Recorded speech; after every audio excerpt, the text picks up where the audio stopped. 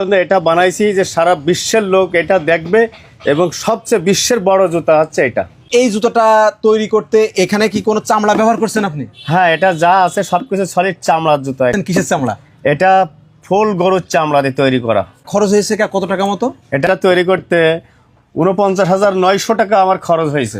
ওরে সর্বনাশ! দর্শক, একটা জুতা প্রায় 50,000 টাকা, মানে 50,000 বলতে পারতেন তো আপনি। না, ওটা তো হয়নি, ৪৯,৯০০ টাকায় খরচ হয়েছে, সেটাই আমি বললাম আর কি। দাদা, এত বড় জুতা আপনি তৈরি করলেন কার জন্য বলেন তো? এটা আসলে কোনো মানুষের জন্য তৈরি করা হয়নি, এটা তৈরি করা হয়েছে যে এত বড় জুতা শুধু বাংলাদেশে নাই, সারা বিশ্বে কোথাও নাই, যার কারণে এটা বানাইছি সারা বিশ্বের লোক এটা দেখবে আর কি। মানে গ্রিনিস বুকে নাম লেখানোর কোনো চিন্তা আছে না? গ্রিনিস বুকে যাতে নামটা ওঠে, যার কারণে এটা বানানো হয়েছে। এই যে আপনারা যারা ভিডিও দেখছেন, আপনারা আসলে আপনাদের লাইফে এত বড় জুতা অ্যাকচুয়ালি কখনো দেখেছেন কিনা আমার কিন্তু কমেন্ট বক্সে অবশ্যই জানাবেন।